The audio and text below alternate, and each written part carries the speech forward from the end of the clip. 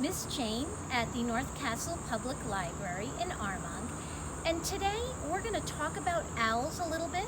We're going to make our own owl out of natural materials, and then we're going to read a nice book.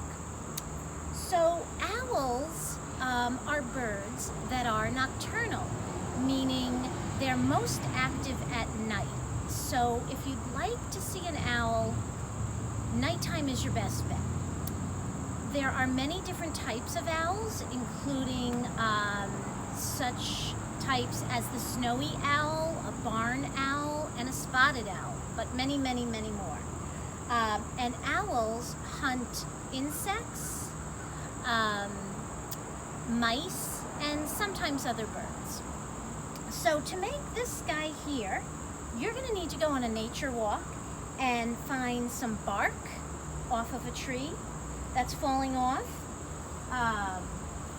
Here are some pieces right here. Some acorn tops, and at least have one pumpkin seed handy. In addition to that, you might want to find a nice branch where your owl can rest. You're going to need a little glue and some kind of tool to break up the bark a little bit. Okay, so if you notice on our owl here, we've sort of created his pointy ears. With the piece of bark you find, you're going to try to do that. So I've got this piece here, kind of have some ears started here, and this is a very big tool. It doesn't have to be something this big. And you might need an adult's help. You're going to try to break the bark a little bit. Sometimes it might be easy, sometimes it might be hard, sometimes you'll just be able to use your fingers. But what you're trying to do is create sort of a flat head and somewhat pointy ears. Okay, not the greatest job, but it doesn't have to be perfect. Here's another example. Once you've got that done, you're going to take your 2 acorn tops and some glue. Put plenty of glue where you're going to glue the acorn tops for eyes. Plenty of glue. Move it around a little. And get your acorn tops glued on. And usually Elmer's glue dries clear, so you should be okay if you have some hanging over. I'm going to put my nose right here. I'm going to put the pointy part of the pumpkin seed facing down because I think that's how owl noses really are, a little pointy on the bottom. So when you've gotten to this point, you're going to let it rest a little so it dries. And then you've pretty much got your owl made. After it's dried, you're going to try to find a branch a little like this, where maybe your owl can kind of find a place to rest. Okay, so this one is not perfect. You're gonna work with it, okay? And then, you know what, maybe I'll even try it that way.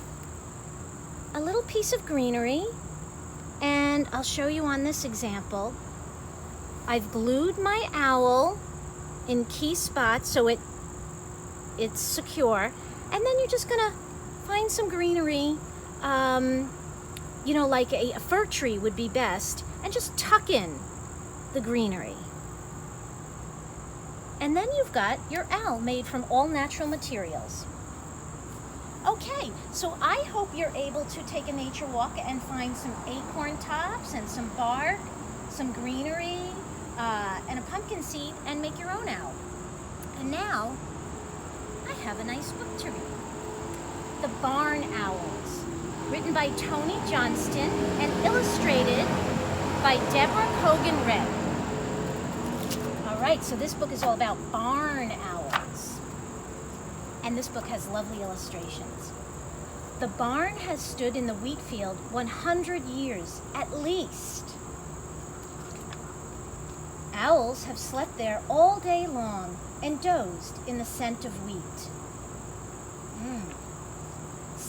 Sometimes by day, an owl awakes to a shadow or nothing at all, and leaves the barn through a veil of light, and glides to the top of an oak and calls. Sometimes nothing answers, sometimes something does. Sometimes by day, an owl goes floating away, away, to where wheat and sky are one. Then it floats back to the barn.